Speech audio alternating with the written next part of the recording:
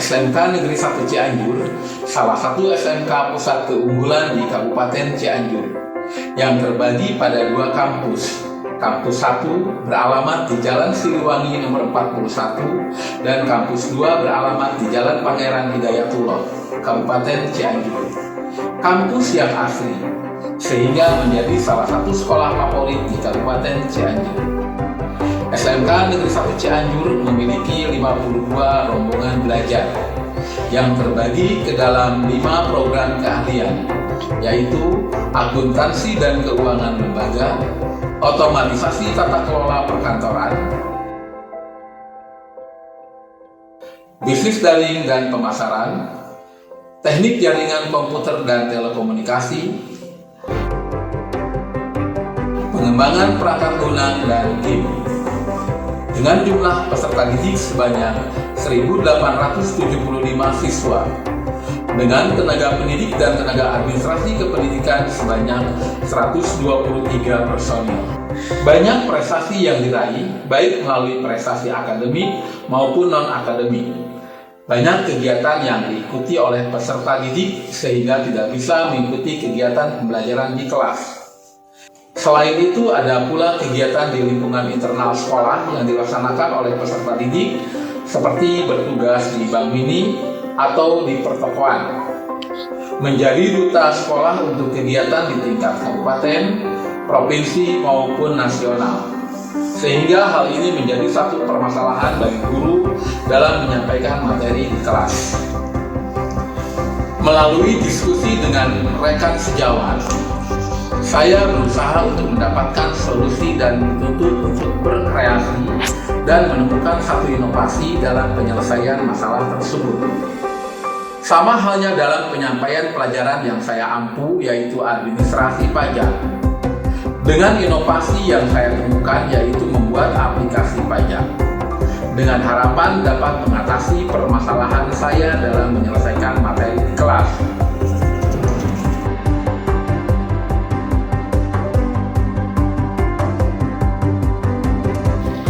Pada aplikasi yang dibuat, yaitu Siajak atau aplikasi pajak, di mana di dalamnya memiliki fitur-fitur yang memudahkan peserta didik untuk menerima materi.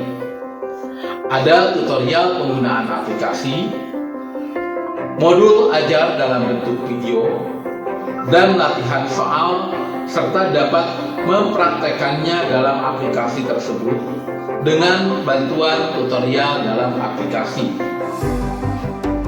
Sebelum memulai aktivitas pembelajaran, untuk memenuhi kebutuhan dan gaya belajar murid, maka dilakukan asesmen diagnostik yang bertujuan untuk mengetahui kapasitas murid. Asesmen ini dilakukan melalui wawancara secara langsung dengan peserta didik,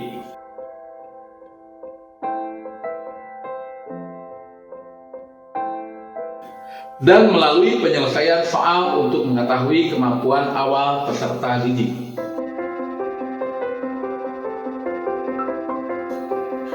Dan untuk mengetahui gaya belajar peserta didik, maka peserta didik mengerjakan soal diagnostik dengan aplikasi visual, auditory, dan kinestetik atau aplikasi PAL. Kegiatan pembelajaran yang diawali dengan kegiatan apersepsi, yaitu mengecek kehadiran peserta didik, mengulas materi pada pertemuan sebelumnya, dan menyampaikan tujuan pembelajaran.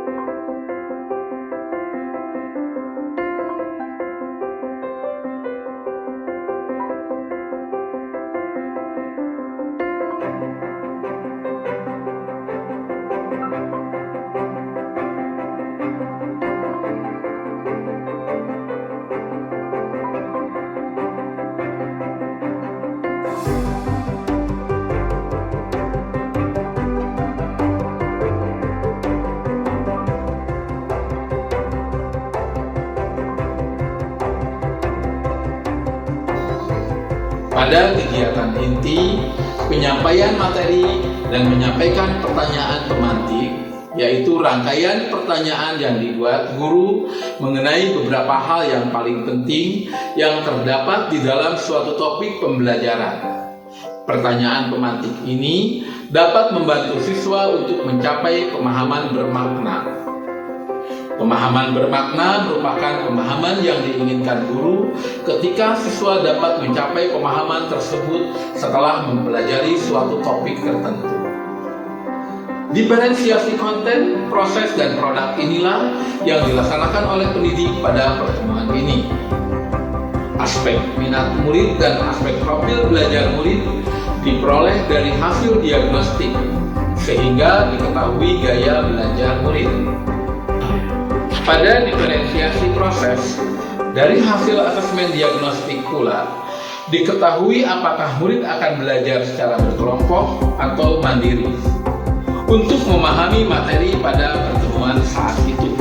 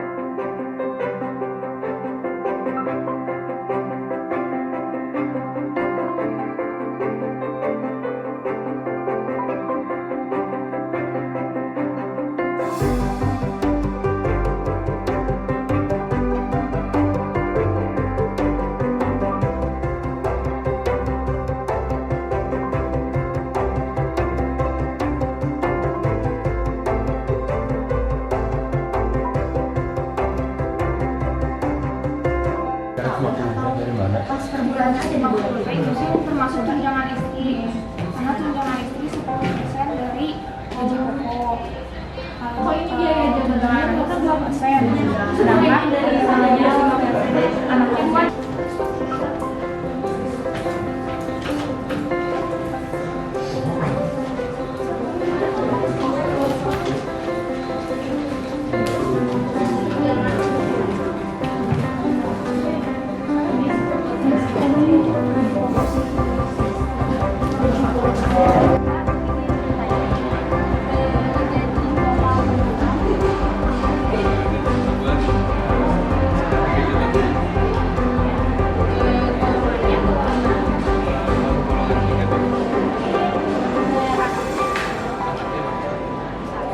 Tunjangan yang lain apa aja?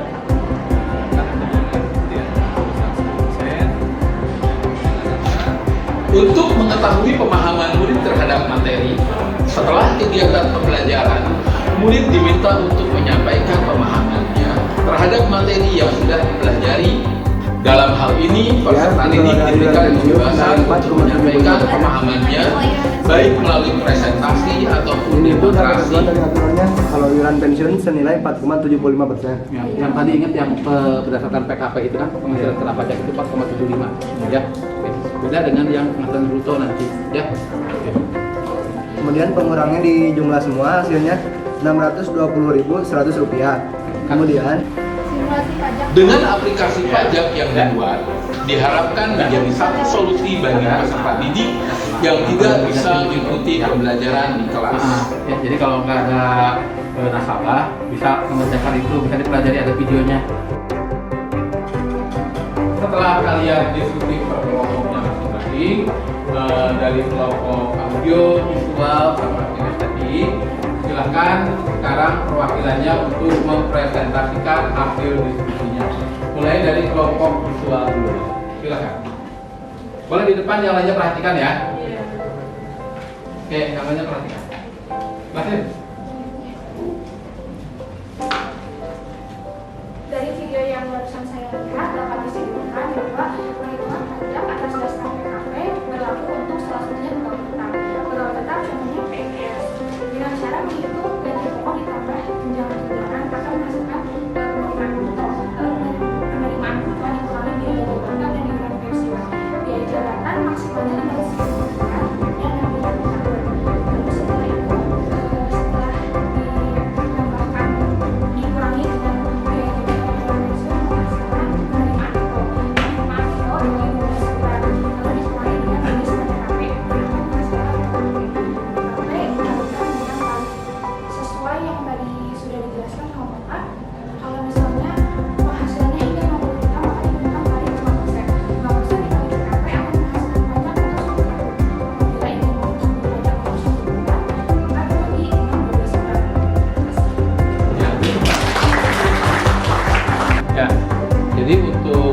penghasilan per bulannya dibagi berapa tadi? 12.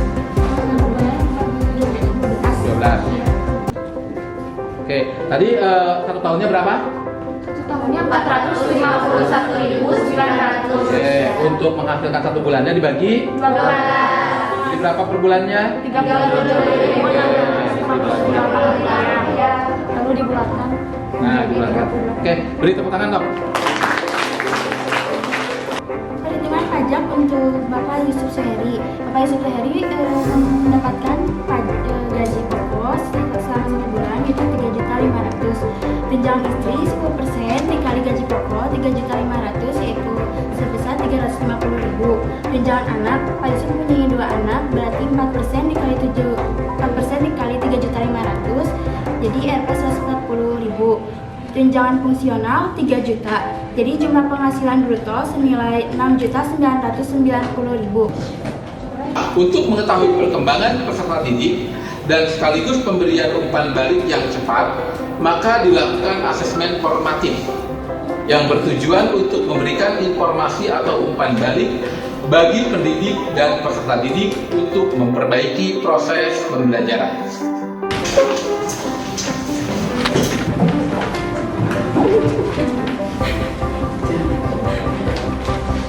Baik, terima kasih Bapak. Ingatkan untuk pertemuan yang akan datang, materi yang akan kita bahas yaitu mengenai perhitungan pajak berdasarkan tarif atas dasar penghasilan bruto.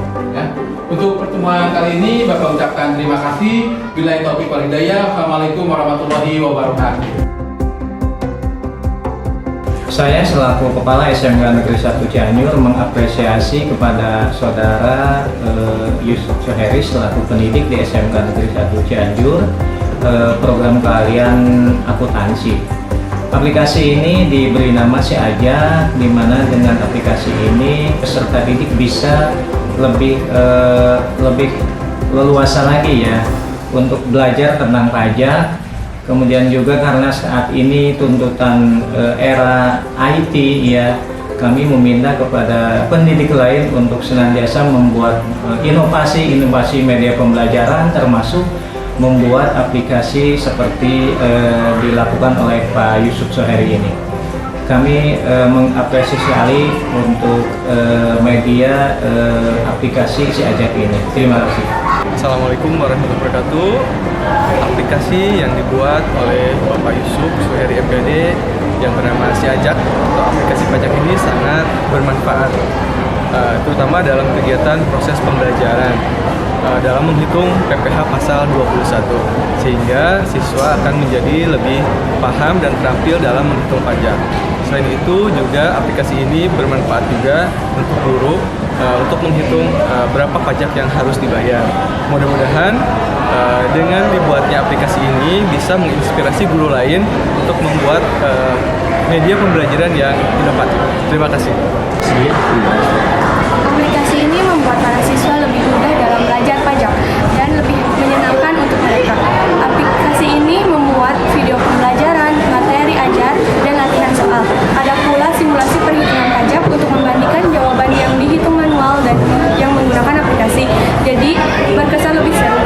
Dan bagi teman-teman yang tidak masuk kelas tidak akan tertinggal tentang materi ini karena aplikasi ini bisa dicoba mereka di rumah. Di minggu kemarin saya nggak masuk pada saat pelajaran pajak. Jadi saya kurang mengerti pada saat perhitungan pajak itu seperti apa.